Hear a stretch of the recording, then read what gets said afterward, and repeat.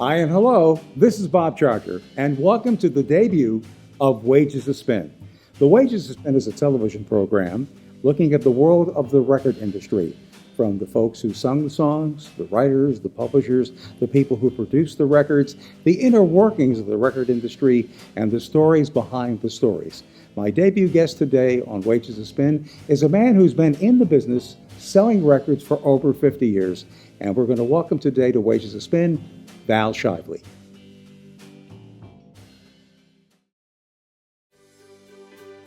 Hi, I'm Val Shively. This is R&B Records in Upper Darby, Pennsylvania. I've been here since 1990, this store. Before that, I was up the street at 146 Garrett Road. I'm at 49 now. In fact, I'm coming up on 50 years of having a store. Let me show you a new place. Ready? Yeah. Okay. Down there. 1 second. The billboard in the sky. It's sitting on the building we're going to be in. Underneath it, it says, or it said, Harold Linen Shop. That's going to say records. Bigger than life. Then underneath it, you know what it's going to say? I've been thinking about this for 3 months. The 45 RPM capital of the world. Right? And underneath it, records bought and sold with the phone number. That's great. It costs a lot of money to look. You picture that, you stand here, you can't miss that. That's unbelievable. Yeah. Right? Yeah. Look at that. Big as Boom, life. that'll hit you bigger than that billboard down Zoom there. right into it. So that whole thing, that's where we're going to be. And in a little bit, I'll take you down there and show you what it looks like before the stuff goes in. When it comes to the world of records, entertainment, motion pictures, and so much more, when it comes to records, Val's the guy. Val, nice to have you on our program today, Wages to Spin. Nice to be here. Yes, and so good to see you. I know our friendship goes back so many years. And I often said to you the fact that you have over 5 million records in your store, where you do mail order mostly. I had said to you that maybe one of the logos on the side of the wall of your shop should be, "We service the world." And it's true, because your mail order is all over the world. We have a beginning for everybody, and the beginning for Val, when he was born in Philadelphia. And like everyone else, you went to school, you did what you had to do. I know you had a newspaper route as a young boy. Well, I think the first pop record I bought was The Green Door by Jim Lowe. Before Green Door, I bought cowboy records. I bought Gene Autry. I wanted to be a cowboy. So I bought the Lone Ranger and stuff like that. And then I bought novelty records. The first pop record I bought was Green Door. And it fascinated me with looking at the labels and who wrote it and all that stuff. When you were 12 years old, that's when you discovered the song "Don't Be Cruel." That record changed my life because I just couldn't get over that record. I would just listen to it for hours and hours and hours, and my parents were ready to kill me. That record did something, and that really set me on a path with music. And that was in '56. For Christmas in '56, I got records. I got things like, now pop records were still, you're talking about parents' music. I got for Christmas Singing the Blues by Guy Mitchell, Just Walking in the Rain by Johnny Ray, Blueberry Hill by Fats Domino. That's the kind of stuff, you know. And I even got I Feel Good by Shirley and Lee. So it was all over the place, but it was on WIBT was the station I listened to at the time. But Don't Be Cruel set the stage, and then my birthday is January 8th. Same birthday as Elvis, by the way. And for my birthday, I got a transistor radio, an Emerson turquoise transistor radio. With an ear plug? No ear plugs. So I took that with me everywhere I went. I listened to it at night, and that really got me into it. And I remember the first time I heard brand new records, and to this day, I remember Young Love by Sonny James. And then they were playing Tab Hunter. You know, they were both getting played at the same time. I remember all that stuff. So, but I got into it even deeper and deeper. Very early in your childhood, to earn some money, you had a newspaper route. All the money I made, which was $10 a week, went to records. Everything I did, money had to go to records. You know, my parents weren't thrilled with it, but you know, what could they do? You know, I was making my own money. And you spent your money on what you wanted to buy. Exactly. You enjoyed it. Exactly. And I loved it. And I was just really, really into it for the longest time. I didn't have I didn't like school. I went to high school. I had low self-esteem. I started school when I was 5 years old, first grade. Not kindergarten, which is where I should have been. My mother, they did a test on me and I passed it or something, so they put me right in first grade when I was 5. So I was immature.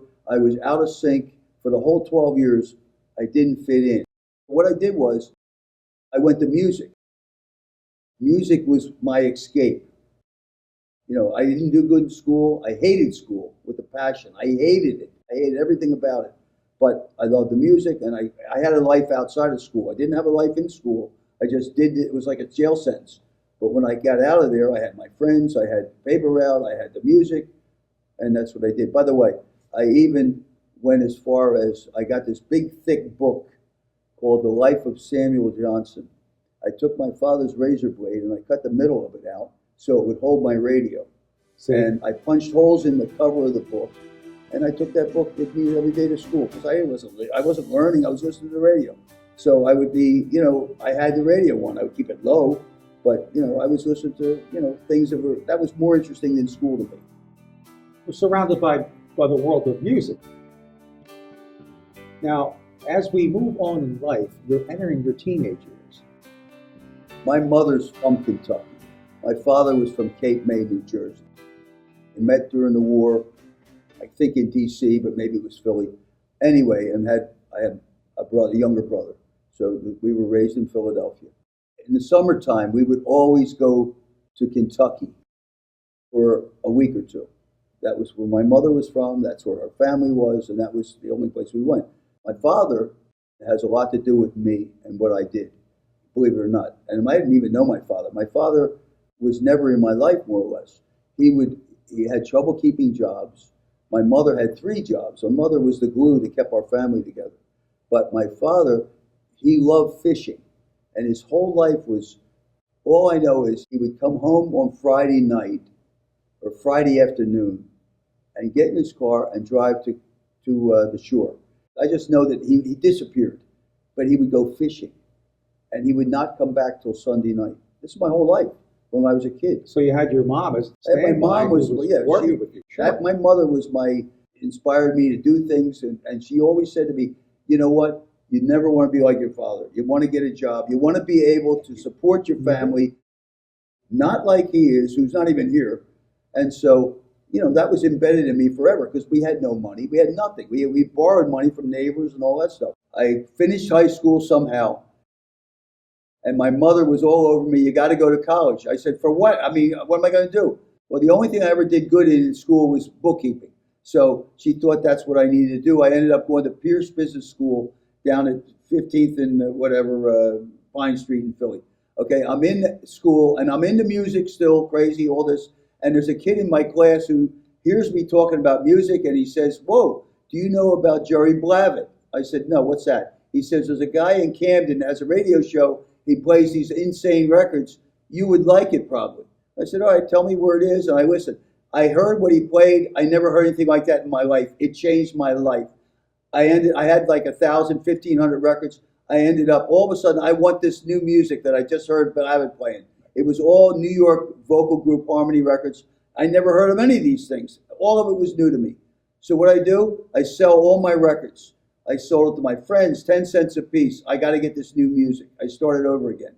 Okay. Now I used to go to the record store that sponsored Blavitt was the Record Museum at 10th and Chestnut. Yes. I went in there. I saw records. They were offering money for records. I didn't even understand this. How could a record be more than $1?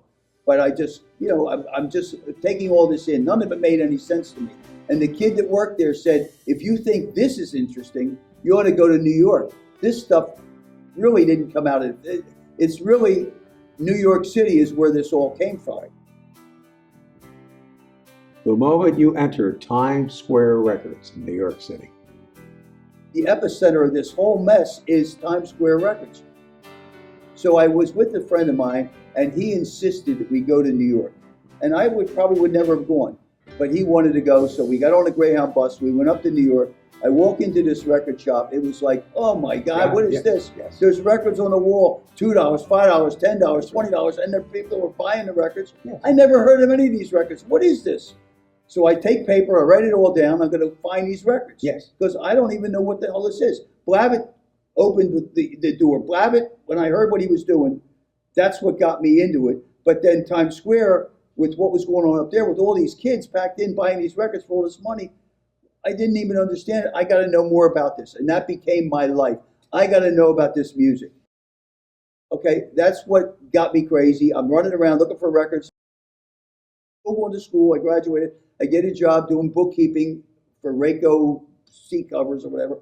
But I'm chasing records. And then I get a job working for $1 an hour at this place called Coast to Coast Hit Record Company, 55th in Baltimore and Philly. And I'm just want to be around records. And my mother's going crazy. You can't do this. I put you went to school and you're doing records? Yes. Mom, this is what I like. It's not going to work. So around that time, her father died, and so they took me. It was time to leave. For one of the reasons was to get me away from records. We moved to Kentucky. Okay? Gotcha. I'm in Kentucky. I don't want to be in Kentucky. I told my mother. She wants me to meet somebody there, live there the rest of my life. She had property. Her father died, left the property. They're going to live there, and I'm going to be there. I'm the oldest, and they're going to watch me grow up and get married and have a family and live in Kentucky. It ain't going to happen. That's right. Because I need to be in Philly where that music was. Actually, I don't need to be in Philly. I need to be in New York. So I worked 6 months, saved my money, moved back. No job, nothing. And so all I needed, I was with the records, but I was drawing unemployment, $50 a week. And I ended up walking into a record shop one day with a friend of mine. And this lady hears me talking about records. She said, "Whoa, do you need a job?" I said, "I do." She said, "The guy that I buy my records from needs a driver. Do you have a car?" I said, "I do." Yes. Here, call this guy up. I call this guy up. The guy says, "Listen, here's the story. You go there every morning. You go to National Airlines down the airport, pick up all it's 100 cartons, bring them back to my apartment, break them all down. I'll have orders ready. You go all over the city. Yeah, that's your job." And I loved it. Norman D. Cooper. That was my new boss. And now I'm in the business, and I'm fascinated by it, but I don't care about that music. I want my old stuff. But my job was to go all over the city, mostly black record shops, deliver. Now we moved out of his apartment. We get in a building. We get a place to rent at 62nd and Lebanon, which is in West Philadelphia. And all these people are coming there to pick up the records now instead of his apartment. And so now we're getting to the point where I had to hire somebody because I was staying in. I became the buyer. I was the guy who did all the buying. We only sold 45s, not albums. And I was the guy, I wasn't there. It wasn't my business, but I was responsible for a lot of it happening. Okay? But he let me, here's what he did. He let me do what I liked on the side. As long as I worked for him 6 days a week, he didn't care that I came in at night or that I was there on Sundays. I had a key to the place. He let me keep my records in the back room. I'm buying records from different people, and then I started to buy quantity on records. I would go see my mother in Kentucky, and I would stop at record shops. Everything was a dime. Stuff, yeah. And I'm buying up quantity on these records that I like, old records that I liked. And I'm selling them to my friends. I had a record player in my car. I'm playing, get in the car. What do you hear this? Forget the Beatles. And forget that stuff. You're selling forget records. that crap. I'm selling my stuff. Out of your car, you told me. So, Exactly. Yes. Exactly. You mentioned And then, so I start doing a list. And I had names from New York of people that I met. Give me your address. If you like this stuff, I'm gonna start selling records myself. And then a friend of mine that I bought records from said, "You know what? I'm getting out of this. I'm getting into LPs. I don't know what I'm gonna do, but I don't want this anymore. I'm gonna sell all my business and everything to a guy in New York. But I like you. I want you to buy my mailing list." Best thing you could ever do is buy my mailing list. I said, "I got my own mailing list." He said, "You don't have what I got. I bought Times Square out. When I got Times Square's mailing list, they went out of business in 1965. And that's what all of a sudden, it's like, we got no place to go now. New York closed.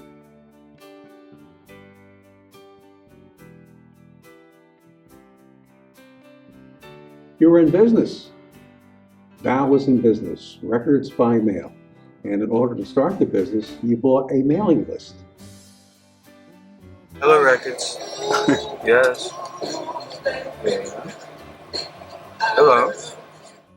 My guy says, "Give me $100, you can have it. You'll love it." I said, "I don't have $100. That's 2 weeks' pay." So he says, "Borrow the money, whatever." So I borrowed the money from Norman. I give him the $100 reluctantly. I put out a list. I knew the guy that bought everything, a guy named Sam Wood in New York, was going to put out a list with all the stuff. I figured, let me go first. I got my own records, and I got this mailing list, and I'll make them real cheap and watch what happens. So I put out this list. All of a sudden, it's like, oh my God, I'm getting mail from all over the country. This is unbelievable. I didn't know this because Times Square did business all over the country, and I got the names and the addresses. So that was the beginning. My first list was January of 1966. Okay, just a 2-page list, and then when I got that thing, it was probably my 4th list. That changed everything. And it grew and grew, and I'm buying collections. I'm starting to buy people's record collections. And, it became, people were coming down here from New York to see me. Instead of me going to New York, they're coming to me on the weekends. Yeah. That was interesting. What happened was that was going on, and I worked. So I had no life. I didn't date. I didn't have any life. I was just working all the time. That's all I knew. But I loved it. I loved what I was doing. From the hobby, it started to become a profitable business, and you actually needed a physical location. And your first location you opened up in 1972, and you were there till about 1990.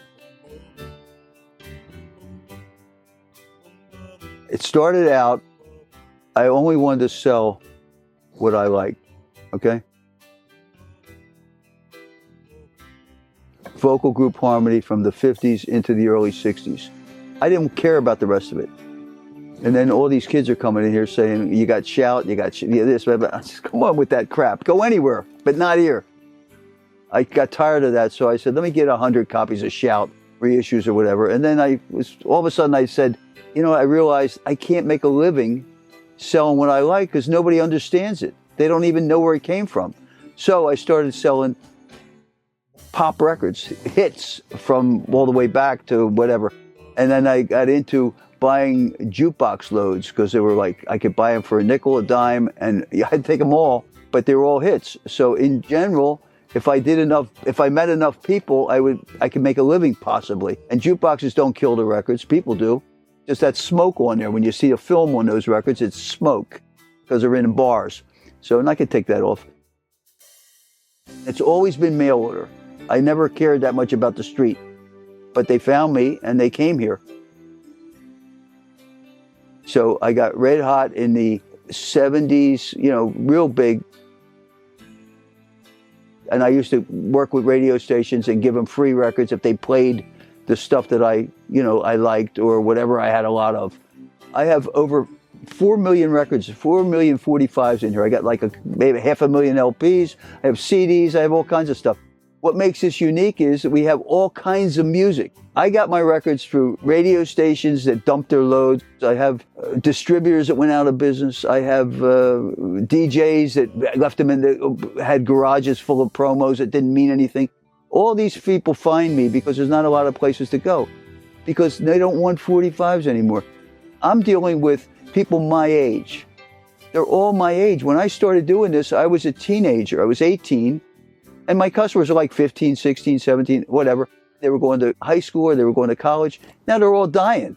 In other words, it's like I watched this whole thing from birth to death. I'm blessed. I do something I love. I've been doing this for 50 years, having a store. Before that, I worked for somebody else for 8 years. So I got a history with this. I have a guy that works for me. Without him, I'm not even here. His name is Chuck. He came in here when he was in high school for Paul Anka or something. And I don't know, he hung around and, I'm like, what do you want that for? Anyway, bottom line is he's still here 46 years later and he runs the place, not me. In doing this, I end up talking to a lot of the record people, executives, people that are looking for a record for CDs or whatever. I get people like Motown call and they looking for this and looking for that. They can't find it. They have no master tape. I meet a lot of the artists. I've met people from my era, mostly black. And I become friendly with these people, like a Maxine Brown from New York that made Oh No Not My Baby or, All in My Mind. I met her one time and she said, we became friendly. And I said, you got all your records? She goes, I don't have any of my records. That's like most of the artists. And I said, you want them? I'll give them to you. So she said, how much? I said, forget it, free. You made the records. So I sent her. She said, well, I don't have a record player. I said, I'll give you one. So that's how I become friendly with these people. not by giving away the store, but I care about them. I fell in love with you the first time I looked into you. Them there eyes. Well, you got you this little sweet way of flirting with them there eyes. They make me feel so happy. They make me feel so blue. Falling and no stalling. Falling, yes, I'm falling in a great way for you. When we got back together again was I was calling around for some records that we had made in the 50s. And we didn't have it. None of us had any of them. So I saw in the newspaper about Shively's record shop up in Upper Darby, and so I called them. And to my surprise, they had every record we made. Well, just about every record we made. If they didn't make the records, I wouldn't be here. I like to honor people while they're still alive. First time I ever got written up was in 1974, the Evening Bulletin, when there was one. And I got on a real interesting color photo. And the guy who did the story, he was fascinated that records were worth $200, $300, like that. I had a lot of people coming from New York and places like that. Anyway, that's how it started. And then I got written up in Philadelphia Magazine and different things. I've been on television and it snowballed. The best thing that ever happened to me happened to me a year and a half ago. They wrote me up in the Smithsonian Magazine as the best record shop in America. And it's like, I guess it's certainly not for the looks of the place, but you know what? I do have records that nobody else has. And we have good service. And, so I'm real proud of that. That's like, that article validates what I've done my whole life.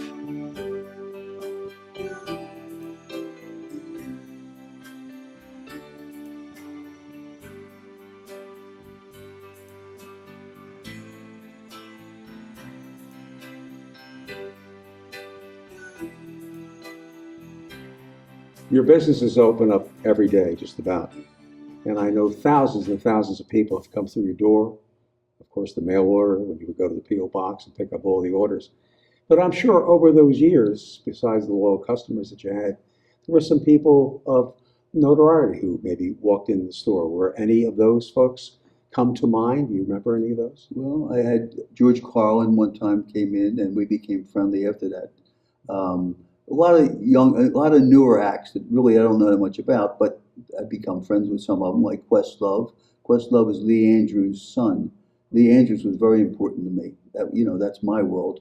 Jazzy Jeff has been in there.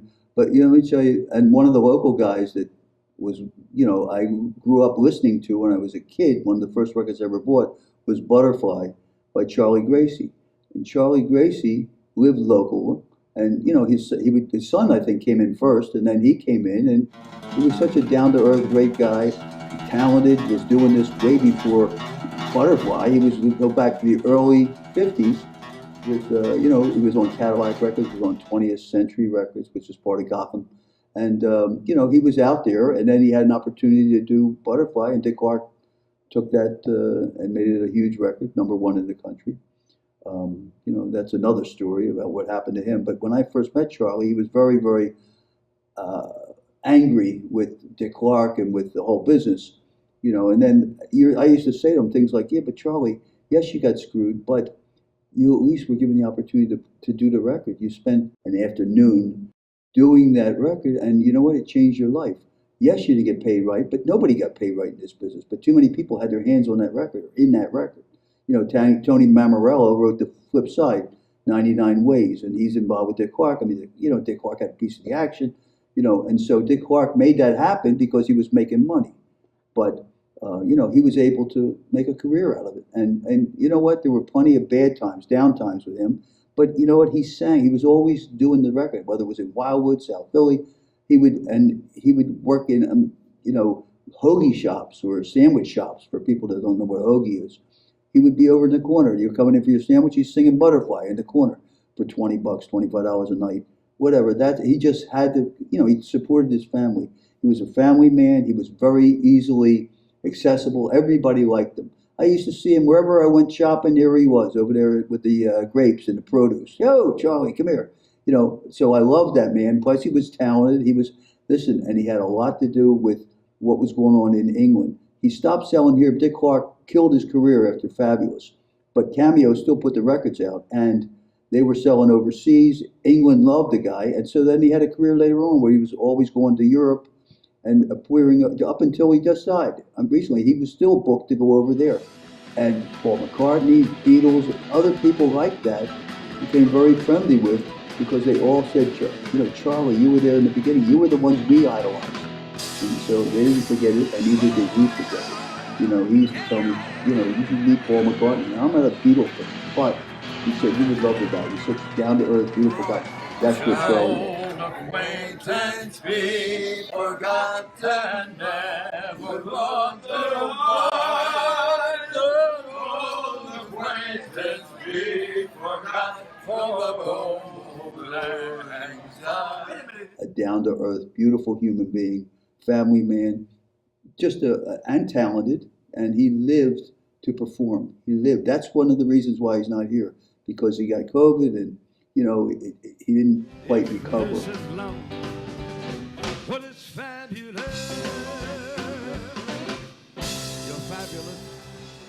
Your own store back, selling the original labels, and now you're selling reissues. There came to a point where certain titles that people were either coming through mail order or coming in your store, you just couldn't get these records. And all of a sudden, there's this thing called bootleg. That's where an organization or group would take the label, copy it, and then press it, and then sell it, and then you can have copies. Well, that went on, let's talk about current in a sense. So here, I'll go back to two stories of that. Number one, this guy calls up from New York one day and he says, look, I got Tell It Like It Is by Aaron Neville. I got it on Parlo, 101. It was a big hit record. For 20 cents, 15 cents, whatever we made a deal, it was 10,000 records. The guy brought them down, and what happened was the tape must have broke when they made the record. Okay? The tape broke, and halfway through the song, Tell It Like It Is, all of a sudden it goes, doo-doo-doo-ba, right? Halfway through it. It's like, what the hell happened? I said, we can't sell this record. It's defective. It's no good. So we don't throw anything out. So I just was going to give it back to the guy, but he didn't come back because they beat the crap out of him. So, they go after these people. He bootlegged the Burt Burns record, one of Neil Diamond's records. They hit him with baseball bats and broke both his legs. I mean, that's the kind of stuff that goes on in this. There's a lot of stories like that. So Henry Stone was the guy in Miami who was a transshipper who had 25% of the business in America. He transshipped out of Miami, which was a 2% market. He had the whole world. Everybody wanted to be involved with Henry Stone because he could get stuff out there. So I call him up and I go, can you use these Tell It Like It Is? And I didn't even tell him that the thing was halfway around. It was the other way. It's no good. So I call him up and he said, yeah, send him down. I'll give you a dime for him.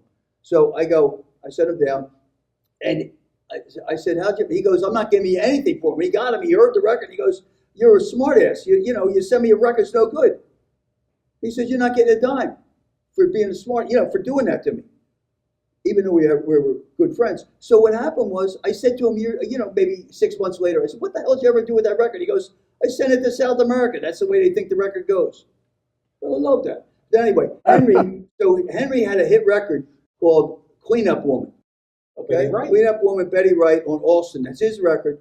And I knew all about bootlegs and all because I was dealing with those people. So we get this load of records in, and Cleanup Woman's red hot, and I had 1,000 of them. I open it up, and I put my hand in there. This ain't right. This record ain't right. So Atlantic picked that record up. It was distributed by Atlantic. And Atlantic pressed that record. But here's what happens. So I realized this is a bootleg. Okay, so I call up Henry. 305-888-1895. I know the number by heart because I talk to him every day for 10 years, 8 years. So anyway, I get him on the phone. He's in a meeting. I said, Henry, by the time I get him on, I said, I called you to tell you they bootlegged your record. And I said, but then I looked at the box. You bootlegged it. It came from you. He starts laughing. He goes, you ever leave that guy, I want you to work for me. That's what he said to me. You're unbelievable. I love you. So, in other words, here he is bootlegging his own record because why should I buy my record from Atlantic for 35 cents when it's my record? They ain't going to pay me anyway. I'll make my own records for a dime. So he's pressing his own records and he goes, he's selling them to his accounts. And Atlantic knew it too. So, that's the name of this game. So there was so much of that went on. bootlegging. I mean, and then he would bootleg other records. There's a pressing plant in South Philadelphia that Johnny Lamont got me into. It was amazing. He had Blueberry Hill always on the plant, always on the press. Blueberry Hill, the record stopped. It was 30 years ago, and he's still making them. Since I Don't Have You, the Skyliners on Calico, they're still being made because it's an oldie. Keep making the record. It's like it never died. That kind of stuff. And that's not a bootleg because they're using their labels and stampers. But it's unauthorized. They shouldn't have been making them. But, anything goes. You make more money not selling records. You make more money. Forget the hit records. It's what happens afterwards, or on the behind, or behind the sides. And then they had deals like this. I remember La La Means I Love You to Delphonics. This is the other joke. That, like, when Amy Mallett picked that record up, it was originally, it was picked up. It was originally my boss, Norman Cooper, and Stan Watson put that out together. Norman put 10 grand into that. And that record was picked up by Amy Mallett. And then I remember there were deals. Records have deals. Here's the deal. To get that record out there, to get it going, they did this. You buy 1,000 copies, they give you 300 free. Okay, now all that does is they say that the record costs you 45 cents, but with the 300 free goods, it brings it down to 35 cents or 33 cents or whatever, right? So that's an incentive to buy 1,000 copies because you get 300 free. But what you don't realize, they ain't paying the artist for 300 records. They're free goods, even though they should have been just paying it's 35 cents and you can buy what you want. No, it's a way of screwing the artist out of 300 copies. So that you can think that 1/3 of the copies that are sold are not paid for. The artist doesn't get paid. Got it? You with me? I'm with you. And then they take the deal off once the record's happening. Then there are no deals anymore.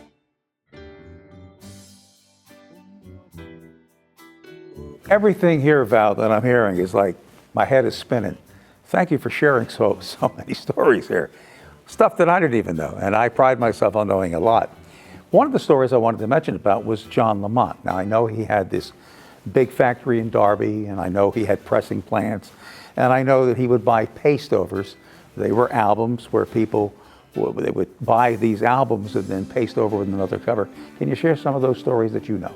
When I knew Johnny, he drank milk and always had a basketball in his hand. Okay. Later on, he gets into the bad boys and all the kind of crap. He got involved with bad people, and it all changed. He got into cocaine, he got into drugs, he got into all kinds of crap, and whatever. And he always wanted to make money. He was a money guy. He always wanted. He didn't really care how he made it, and I love the man. So I'm not putting a knife in him. So here's what happened. This whole deal with this buying loads, buying loads from labels. He bought this load from Morris Levy of MCA product, which what's Morris Levy got with MCA? It doesn't make sense. Roulette Records, Yeah, but he had a thing called Candy Stripe or something where he would buy loads. And so I don't know how he got the stuff. All I know is that I didn't even know this at the time. But Johnny was going to buy this load. And the guy that sold me that mailing list years ago, his name was Mike Adler, still around. Mike Adler had a company called Scorpio, and he bought cutout albums for everybody. And he was offered that load first. He was offered the MCA load before Lamont got it. And he got in there and got the Elton Johns, the Olivia Newton-Johns, and anything that had any value and pulled it. And he called up Johnny because they were friends and said, John, don't buy that load. It's creamed. It's crap. Say no. And he says, you know what? If it's creamed, I ain't paying him. Now, Johnny had an attitude like that because he came out of prison. He was in there already for bootlegging. So, nobody could scare him, I guess, because he spent time behind bars. So anyway, he ends up buying the load. Now you got Morris Levy. Now, he knew Morris from when he was a kid because his father took him up there when he was a kid, when he was 10 years old, 12 years old. And his father always said to him, son, that's when he would leave, that's a very bad man. That is not a good person. But that's what Johnny knew all along since he was a child. So anyway, here comes Morris Levy, calls up. And the feds have always wanted Morris Levy. They can't get him on anything. He's dirty, he's had people hurt, killed, whatever, but they've always wanted to get him. And so they had a wiretap on him. And here he calls Lamont and he says, "You owe me $1 million." He says, "If you don't pay it, we're coming down and taking your business over." You understand? Johnny says, "Come on down, you can have it. Because it doesn't mean anything. In other words, you want the business, keep it, because I ain't paying you the money." "Oh, you're going to pay, or you're going to be," and he's not saying you're dead, but he's saying, "We're going to take over your business." That's extortion, okay? But Johnny didn't care. I mean, he heard it, and it went over his head. The next thing you know, he gets knocked on the door. It's the FBI. They want to talk to him. He goes, and he's already met the FBI because they put him away the first time. Now what? He goes, "Come in." He goes, "Listen, we want to talk to you. We want you to testify against Morris Levy." "What are you, nuts? That's the last thing I'll ever do." He says, "Listen, he just said he was going to take your business over. That's extortion. That we can get him on that. We can get him on that." He goes, "I'm not doing it. I'd be a fool." He more or less said, "No, I'm not going to cooperate. I don't want anything to do it. I'm not going that route. Forget it." He says, "Then we're going to put you back in jail because you know what? You're still bootlegging stuff. You're still you're doing these cassettes that were drilled and you have new inserts put in it without the drill hole. You're buying records that are drilled and broken and you're putting other ones, you're bootlegging sleeves. You're making capital sleeves." He didn't know it was illegal to make capital sleeves, but apparently is. You can't make records or the sleeves. Anyway, he said, "Well, put me back in jail. I'm better in jail than I am testifying against Morris Levy." That's how he lives. Next thing he gets is a phone call from these guys up in North Jersey that want to talk to him. Okay? This is that Corky Vestola, okay, who's still alive today. Corky and there's a couple guys that want to talk to him about the FBI and about that load and about Morris Levy. So he says, "Listen," he goes, "we know, we want to meet you, Friday night, whatever night it was, at this place, this diner up in North Jersey. You got to be there. It's a meeting. It's an important meeting." So he says, "I don't really, you don't have to worry about me." "Nope, you have to come. It's very important." So Johnny gets 2 or 3 guys that he met in prison, that he, puts on the payroll, these are his buddies now. These are the people, this is his, so he is not going to get, nothing bad's going to happen. So he's got his guys and they got theirs. They meet at this diner.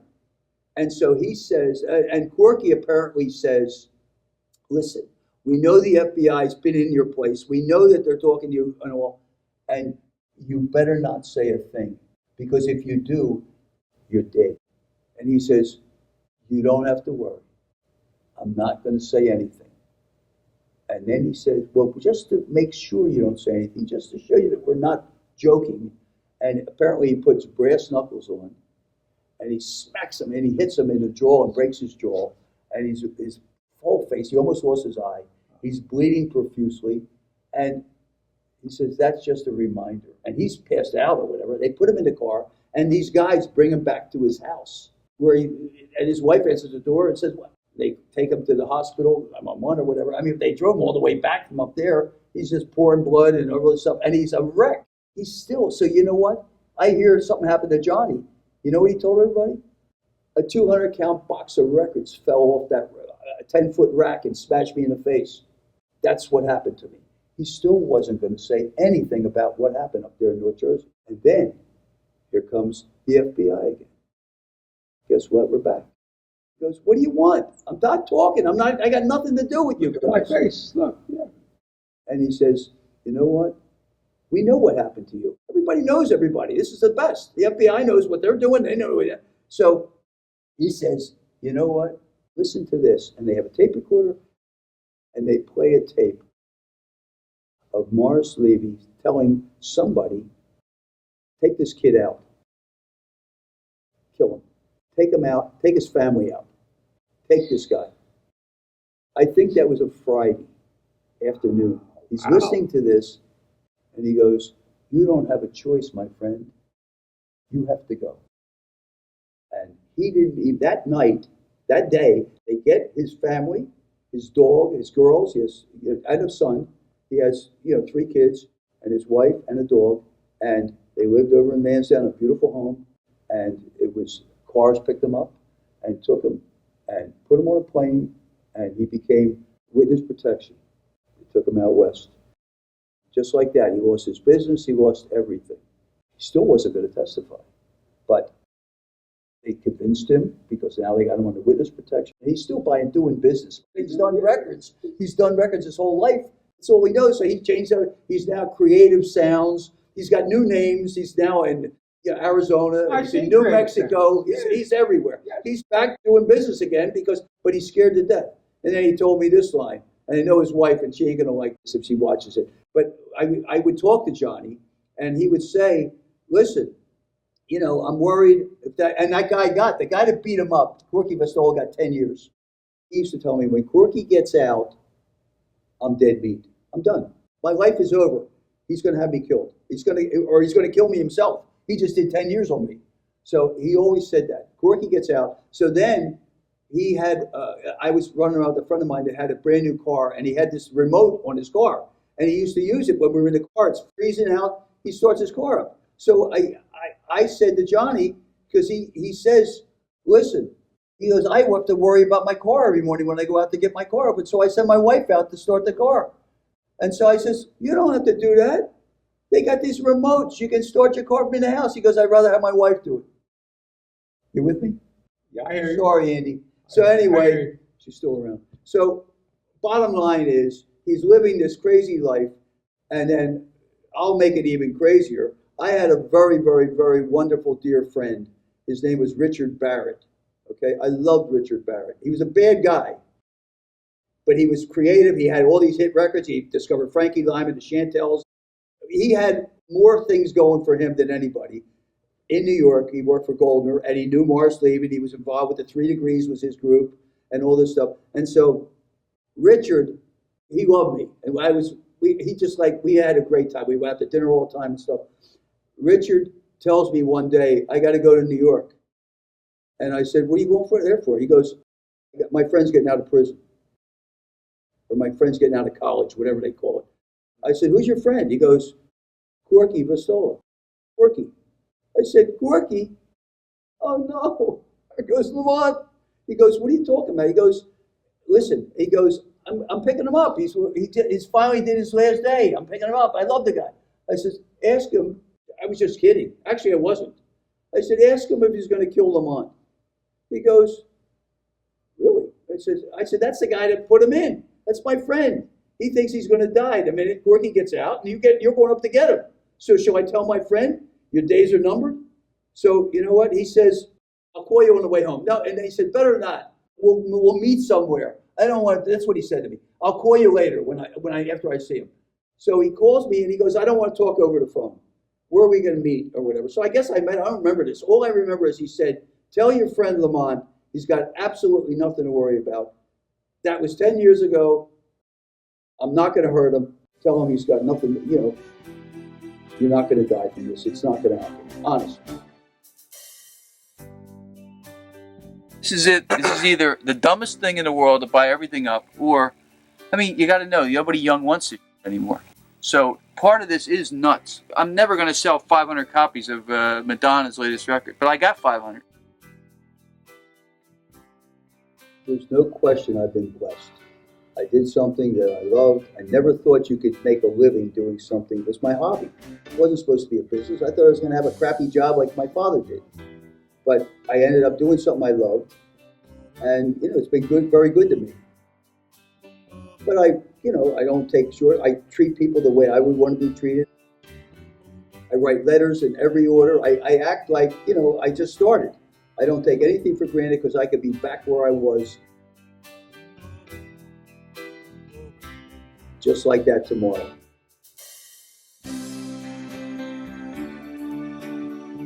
And I have my health. I'm married. I have a wonderful wife.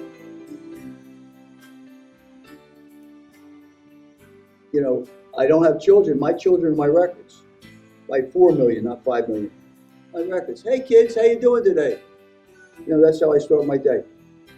But I get up every day is an adventure. I never knew who's going to come see me. I never knew who's going to call me. I get great calls. I get Mel Carter called the other day. People I get, singers call me. I have a lot of friends that are singers. They're still alive, thank God.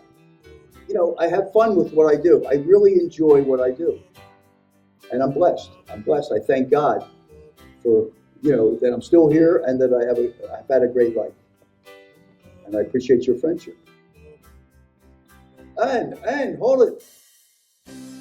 Let me leave you with this. You ready? Go ahead. Here's the deal. When somebody comes in and asks for a record, you ready? Go ahead. If we don't have it, you don't need it. I like that. You like it? I like that. That's it. First time I came to your store, I was mesmerized. I never saw anything quite like it. I don't know how many millions of records you had, but your assistant, Sean, he knew exactly where to look for every record I had on my list. And as time got by, we became more comfortable with each other. And I was allowed to rummage through the shelves, and I would come up with a stack of maybe or a lot of times I had things that I wanted to trade in, and we would do credit and things of that nature. My guest today was Val Shively from R&B Records. And when it comes to an authority of someone who knows about the record industry, Val was there from the very beginning. When you look at a passion of a hobby, and he turned it into a profitable business, and he's still in business today. One thing about Val, he knows the record industry. He knows the stories behind the stories, and he knows a lot of folks with a lot of stories. He also knew about different things when it came to packaging and also record promotion. Himself, Val produced many records on his own. He was with a group at one time called the Contenders in the mid-'60s. They had a song called The Clock, and he partnered with Java, which was Jack and Val. Jack and Val, that's right, Jack and Val. That was on the Java label, the Contenders, The Clock. And from producing records, opening record stores, and just having the mail order business, it became very, very profitable for Val. And a survivor, I might add, too. Even though the advent of the CD that came into existence, folks were still clamoring all over the world. That mailing list was very helpful. And might I add also, that word of mouth is very important. A lot of times, stores weren't carrying 45s anymore, and people were looking for a place to go. They will say, go see Val Shively. Val was easy to get to. His phone number has been there since the beginning when he opened, and he's still in business today. And I want to thank him for being a guest today on the program. Val Shively, I thank you for everything, and continued luck and success with your world and your life. Thank you so much. Appreciate you.